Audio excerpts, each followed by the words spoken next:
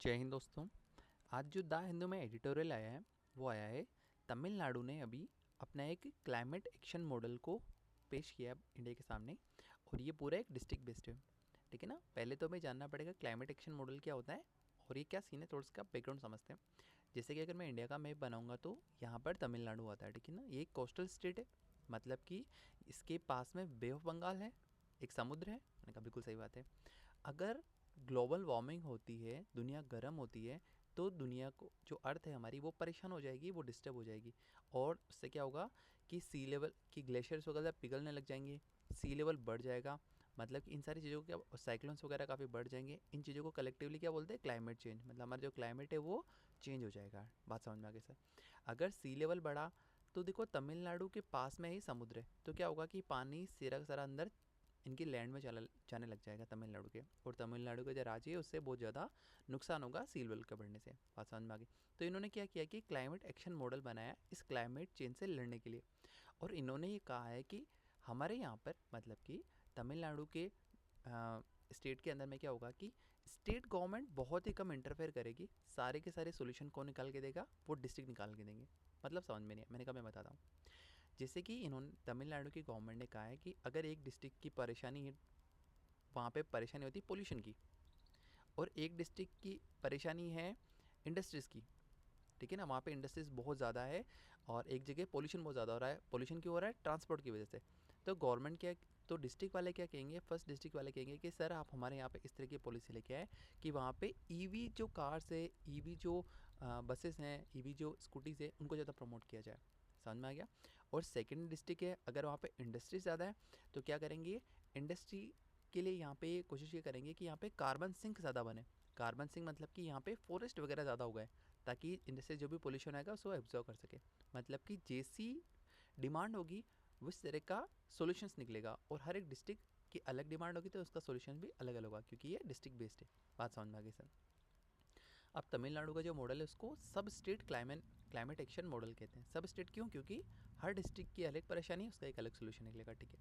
मतलब कि इनका जो क्लाइमेट मॉडल है तमिलनाडु का वो सबसे एडवांस्ड है। क्यों एडवांस है, क्योंकि ये लोकल लेवल पे वर्क कर रहा है, ये हर एक डिस्ट्रिक्ट पे वर्क कर रहा है। ठीक है ना।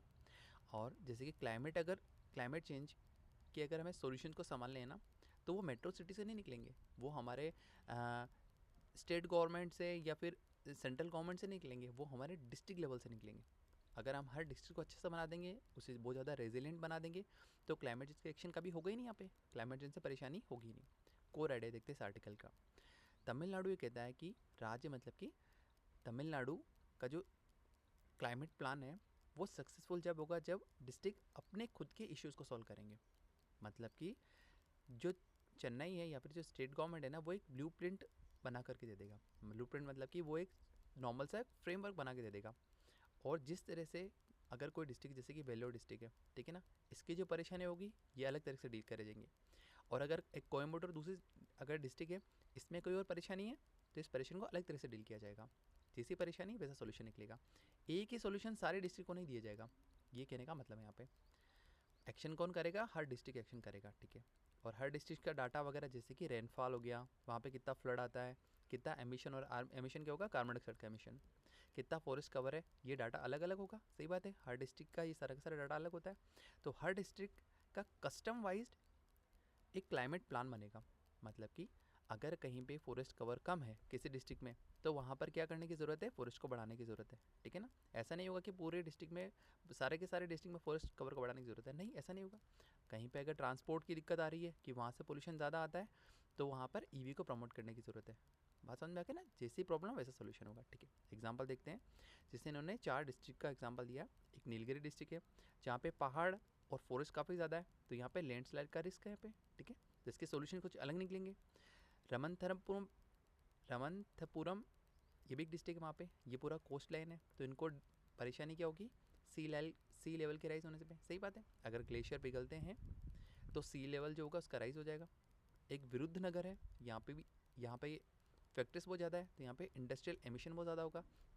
जिनकी परेशानी, तो सोल्यूशन क्या हो जाएगा इसका, कार्बन सिंक। कार्बन सिंक मतलब कि ज़्यादा से ज़्यादा पेड़ लगाना। ठीक है। कोयम्बटूर एक यहाँ पे डिस्ट्रिक्ट है जहाँ पे क्या परेशानी है, यहाँ पे काफ़ी ट्रांसपोर्ट है और काफ़ी ट्रैफिक होता है, इससे यहाँ पे एमिशन काफ़ी होता है, पोल्यूशन वगैरह काफ़ी ज़्यादा होता है। ठीक है। एक स्टेट में 38 डिफरेंट वर्ड्स है, मतलब कि 38 डिस्ट्रिक्ट्स है यहाँ पे, तो इनके सॉल्यूशन भी 38 तरह के निकलेंगे। सही बात है, एक सॉल्यूशन सारे के सारे डिस्ट्रिक्ट को नहीं देना, जैसा डिस्ट्रिक्ट की परेशानी होगी वैसा इसका सॉल्यूशन दिया जाएगा। पूरी सबसे बेस्ट मॉडल है यहाँ पे पूरी इंडिया में। इन्होंने क्या किया, इसके लिए तमिलनाडु ने एक इंस्टीट्यूशनल सेटअप किया, मतलब कि एक इन्होंने कंपनी बनाई है जो सिर्फ और सिर्फ यहाँ इनके क्लाइमेट चेंज को हल करेगी, मतलब क्लाइमेट चेंज की जो भी परेशानी होगी उस पर वो एक्शन लेगी। ठीक है, इसका नाम है तमिलनाडु ग्रीन क्लाइमेट कंपनी। ठीक है ना, और ये गवर्नमेंट ओन कंपनी है, मतलब कि ये PSU है, लेकिन इसका जो वर्किंग होगी वो एक प्राइवेट स्टार्टअप की तरह होगी, मतलब कि इसकी जो एफिशिएंसी होगी, इसकी एजिलिटी होगी, वो एक प्राइवेट कंपनी की तरह होगी। प्लस इसमें गवर्नमेंट की सारी पावर होगी। सही बात है, क्योंकि इसमें DM वगैरह सब कुछ बैठेंगे, तो इनको पेपर वर्क की कोई परेशानी नहीं होगी कभी भी। ये जो कंपनी है तमिलनाडु ग्रीन क्लाइमेट कंपनी, इसके 4 मिशन हैं, मतलब कि ये 4 फ्रंट पे वर्क करेगी। पहला इसका काम होगा तमिलनाडु क्लाइमेट चेंज मिशन, मतलब कि एमिशन को कम करना है और रिन्यूएबल एनर्जी को काफ़ी ज़्यादा बढ़ाना है। ठीक है, सेकंड क्या होगा, ग्रीन तमिलनाडु मिशन, मतलब कि मास ग्रीनरी करनी है, मतलब कि प्लांटेशन बहुत ज़्यादा करना है, बहुत ज़्यादा पेड़ को उगाना है। ये सारे के सारे किसके बारे के, तमिलनाडु क्लाइमेट चेंज कंपनी के। बात समझ में आ गई सर। थर्ड इसका क्या काम होगा यहाँ पे, तमिलनाडु की वेटलैंड मिशन को, मतलब कि वेटलैंड को यहाँ पे रिवाइव भी करना है, उनको रिस्टोर भी करना है। पर सर ये वेटलैंड क्या होते हैं, वेटलैंड का मतलब होता है जहाँ पे कि पानी और लैंड मिक्स होते हैं, जैसे कि दलदल जिनको मार्श बोलते हैं, जैसे कि एस्चुरीज, एस्चुरीज क्या होता है, जैसे कि एक रिवर होती है ना, वो ओशन में मिलती है, तो वो ऐसे अचानक से आके नहीं मिलती है, वो क्या करती है कि वो इस तरह से बहुत ज़्यादा डिवाइड हो जाती है और लास्ट में वो ओशन में जाकर मिलती है। तो ये जो इलाका है ना, इसको एस्चुरीज बोलते हैं, ये बहुत ज़्यादा फर्टाइल इलाका होता है, इसको वेटलैंड बोलते हैं। बात समझ में आ गई। एक मैंग्रोव्स का, मैंग्रोव समझते हैं ना, वो एक ऐसे तरह के पेड़ होते हैं जो पानी में उगते हैं, जिनकी रूट्स वगैरह भी जाती है, तो ये क्या होता है, इनका पूरा फॉरेस्ट बन जाता है, इसको भी वेटलैंड कहा जाता है। तो वेटलैंड को भी बचाएगी ये वाली तमिलनाडु की क्लाइमेट चेंज कंपनी। ठीक है, समझ में आ गई बात। और चौथा क्या मिशन होगा इसका, तमिलनाडु शोर मिशन। शोर मतलब कि जो पानी के निकट जो होता है ना, बीच वगैरह, उसको बोलते हैं। मतलब कि ये कोस्टल को प्रोटेक्ट करेगी, मैंग्रोव्स को काफ़ी ज़्यादा बढ़ाएगी। मैंग्रोव्स क्या होते हैं, जो मैंने बताया था ना, इस तरह के पेड़ होते हैं जो कि बिल्कुल पानी के अंदर ही उगते हैं, और ये नमकीन पानी में उगते हैं, ओशन में उगते हैं, और उनकी बहुत ज़्यादा रूट्स निकल जाती है। ठीक है ना, तो ये बहुत ज़्यादा स्ट्रॉन्ग हो जाते हैं, क्योंकि इनकी रूट जैसे बनियान ट्री होता है ना, उस ऐसा ट्री होता है ये, और ये बहुत ज़्यादा एक साथ फैलने लग जाते हैं। इससे क्या होता है, अगर कोई भी साइक्लोन आता है ना, तो इन पहले पानी, और ये भी पानी में, साइक्लोन में पानी से आएगा, तो पहले साइक्लोन इनसे टकराता है, पौधों से टकराता है। तो अगर यहाँ पे ह्यूमंस वगैरह के सेटलमेंट्स है तो वो बच जाते हैं सारे के सारे। बात समझ में आ गई। तो इसलिए मैंग्रोव्स काफ़ी इंपॉर्टेंट है। तो ये तमिलनाडु की कंपनी है ना, ये मैंग्रोव्स को भी बढ़ाएगी और फिशरमैन के लिवलीहुड को भी काफ़ी बेटर करेगी। एग्जाम्पल देखते हैं, अगर pollution department, forest department, wetland department और कोस्टल डिपार्टमेंट अगर सब अलग अलग वर्क करेंगे, अगर इनके बीच में कोऑर्डिनेशन नहीं होगा ना, तो हमें रिजल्ट मिलने में बहुत ज़्यादा डिले होगी। बात सही है। तो ये जो तमिलनाडु ग्रीन क्लाइमेट कंपनी है, ये क्या करेगी कि ये सारे के सारे डिपार्टमेंट को एक ही रूफ के अंदर ले आएगी।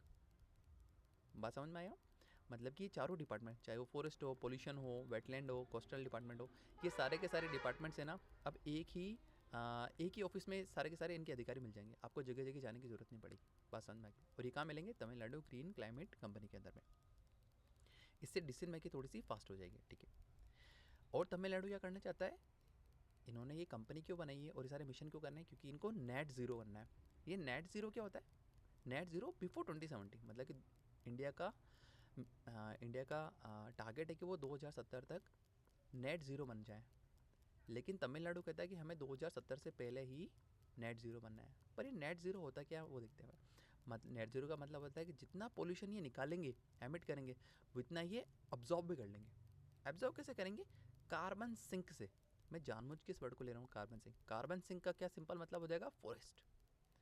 पर जितने पौधे आप उगाओगे, देखिए जैसे कि मैंने अगर ये पौधा उगाया, ठीक है ना, अगर हवा में बहुत ज़्यादा एमिशन हो गया कार्बन डाइऑक्साइड का, तो पौधे क्या करेंगे, कार्बन डाइऑक्साइड को एब्जॉर्ब कर लेंगे और बाद में स्टार्च बना लेंगे, अपना फूड बना लेंगे।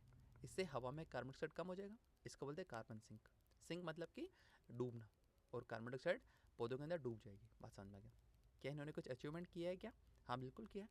2005 से 2019 के बीच में देखें तो इन्होंने इनका जो एमिशन था कार्बन डाइऑक्साइड का, उसकी इंटेंसिटी को 60% से कम किए, मतलब कि 60% तक इन्होंने अपने कार्बन फुटप्रिंट को कम कर दिया। सेकंड क्या हो जाएगा, इनका जो पावर सेक्टर है, पावर सेक्टर मतलब जहाँ से लाइट इलेक्ट्रिसिटी बनती है, वहाँ पे 60% रिन्यूएबल एनर्जी से ये अपनी इलेक्ट्रिसिटी को प्रोड्यूस करते हैं। ये बाकी स्टेट से बहुत ज़्यादा है यहाँ पे। ठीक है, अगर एग्जांपल देखें, फॉर एग्जांपल अगर तमिलनाडु की जीडीपी अगर 1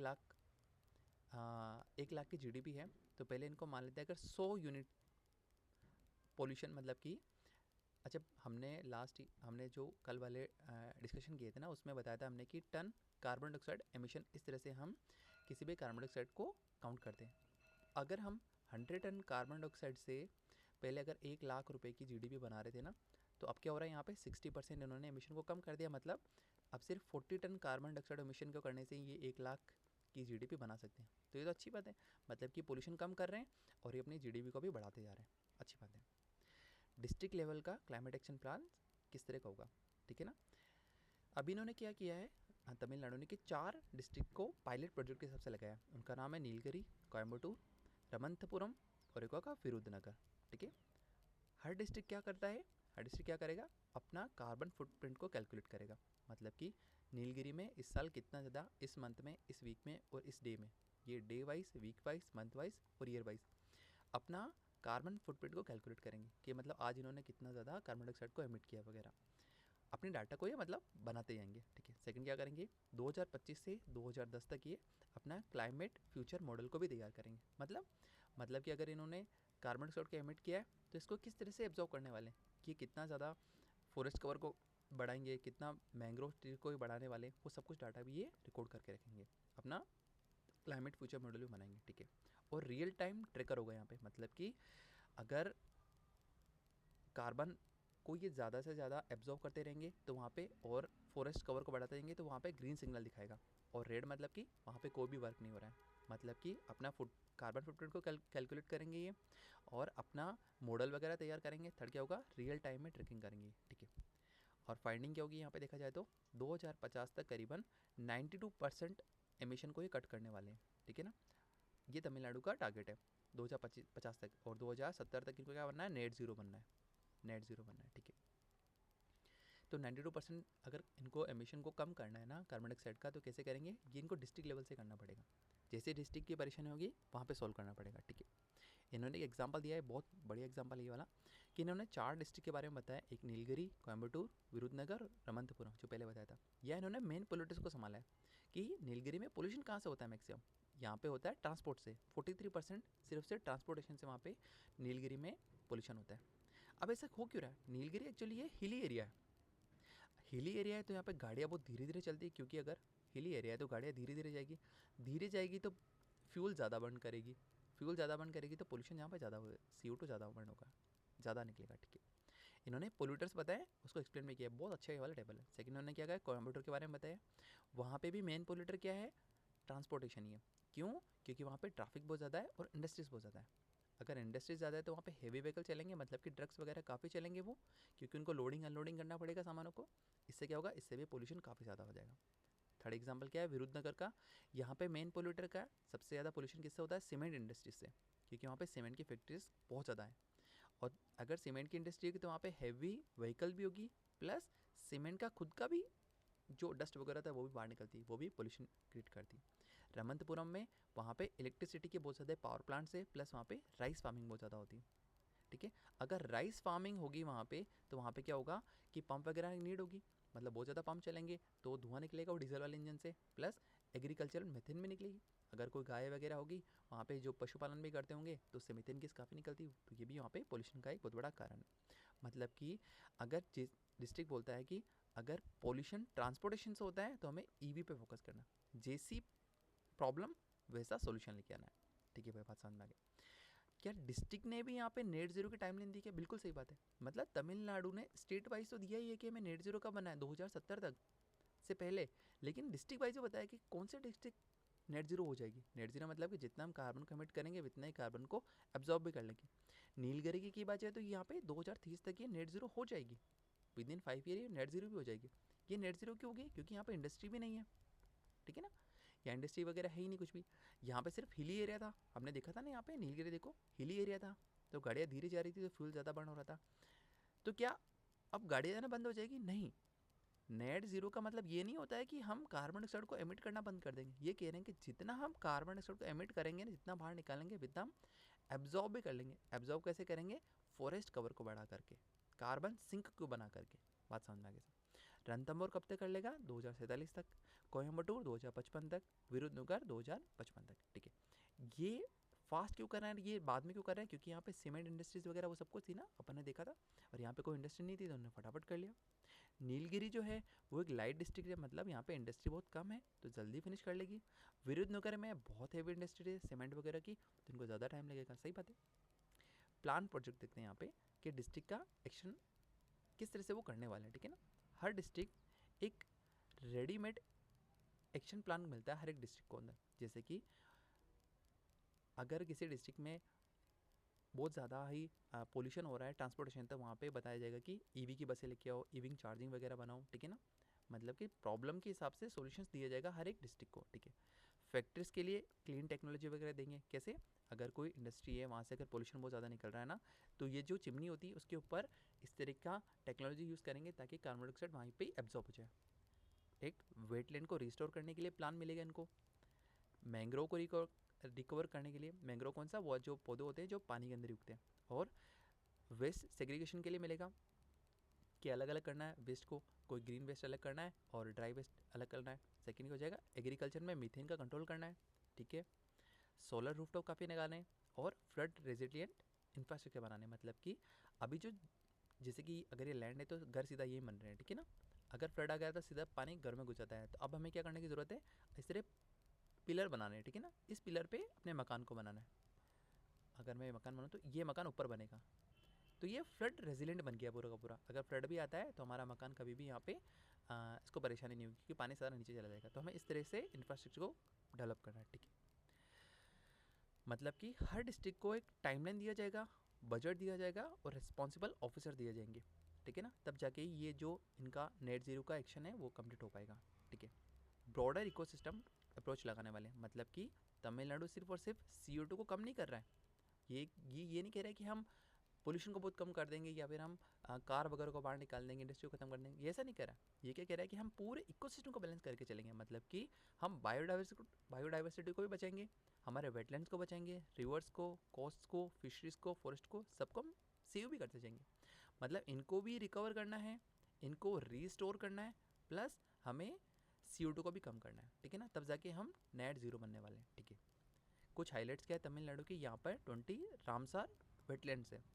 वेटलैंड्स क्या होते हैं, जहाँ पे वाटर और लैंड मिलती है, जैसे कि मैंने बताया था ना, दलदल होता है उसको मार्श बोलते हैं। एस्चुरिस मतलब जहाँ पे कोई रिवर इस तरह से ओशन में मिलती है। और मैंग्रोव्स होता है, मैंग्रोव्स मतलब कि वाले पौधे जो कि पानी में उगते हैं, ठीक है ना, इनको वेटलैंड्स कहते हैं। तो रामसर वेटलैंड्स क्या होते हैं, मतलब जो इंटरनेशनली बहुत इंपॉर्टेंट है, जिनको इंटरनेशनली रिकॉग्निशन मिला हुआ कि हाँ ये तो बहुत इंपॉर्टेंट है, तो उनको रामसर वेटलैंड्स कहते हैं। तो 20 रामसर वेटलैंड्स हैं तमिलनाडु के अंदर। 30% लैंड ऐसी जो कि प्रोटेक्टेड एरिया है, सही बात है, या तो वो कोई सेंचुरी वगैरह होगी या फिर नेशनल पार्क वगैरह कुछ इस तरह से होगा। और यहाँ पे मैंग्रोव और सीस्केप इन दोनों को हमें रिस्टोर वगैरह भी करना है, ठीक है। सिंपल आइडिया क्या है कि क्लाइमेट का मतलब पूरे इकोसिस्टम करना है हमें, मतलब कि हमें सिर्फ ऐसा नहीं हो कि हम CO2 कम निकालने के चक्कर में वहाँ पे व्हीकल्स वगैरह को बैन कर दे, वहाँ पे इंडस्ट्री वगैरह बैन कर दे, हमें इस तरह से नहीं करना। हमें CO2 तो निकल रहा है तो ठीक है, लेकिन इसके साथ में हमें कार्बन सिंक भी बनाना है। कार्बन सिंक मतलब कि हमें फॉरेस्ट कवर को भी बढ़ाते हुए जाना है, मैंग्रोव्स वगैरह का बचाने, वेटलैंड्स वगैरह सबको बचा के चलना है, ठीक है। तमिलनाडु का जो फिलोसफी है वो उसको 3 लाइन में किसी से हम समराइज़ कर सकते हैं। क्लाइमेट उन्होंने एक अपॉर्चुनिटी की तरह समझा, मतलब कि अगर दुनिया में क्लाइमेट चेंज हो रहा है और अगर तमिलनाडु में इन्होंने क्लाइमेट चेंज को अगर रिवर्स कर दिया, मतलब कि क्लाइमेट को बहुत अच्छा बना दिया ना, तो हाँ वहाँ पे इन्वेस्टमेंट्स वगैरह आएगी, सही बात है। कंपनी वही जगह जाने की कोशिश करेगी ना जहाँ पे क्लाइमेट अच्छा हो। जॉब अगर नया इन्वेस्टमेंट्स आएगा, जैसे गूगल वगैरह वहाँ पे इंस्टॉल होती है, तो हाँ नई जॉब्स बनेंगे वहाँ पे। ग्रीन इंडस्ट्रीज़ काफ़ी अट्रैक्ट होगी यहाँ पे, सही बात है। ग्रीन इंडस्ट्रीज़ मतलब कि जैसे कि EV वगैरह हो गया, सोलर पैनल्स वगैरह, वो सारी की सारी यहाँ पे आने की कोशिश करेगी। लेकिन डाटा को उन्होंने पावर के हिसाब से किया है। पावर मतलब कि अगर रियल टाइम ट्रैकिंग करी जाएगी कि वहाँ पे ग्रीन और रेड स्पॉट्स दिखाए जाएंगे, तो हाँ हर काम विजिबल होगा, इससे डिले नहीं होगा, लोगों के बीच में ट्रस्ट बना रहेगा। लास्ट में क्या बताया इन्होंने कि लोकल पीपल ही को सेंटर में रखा है इन्होंने, मतलब कि डिस्ट्रिक्ट लेवल अगर प्लानिंग की जाएगी तो कम्युनिटीज़ का वहाँ पे जो इनपुट्स वगैरह वो इजीली ले पाएंगे। Thank you.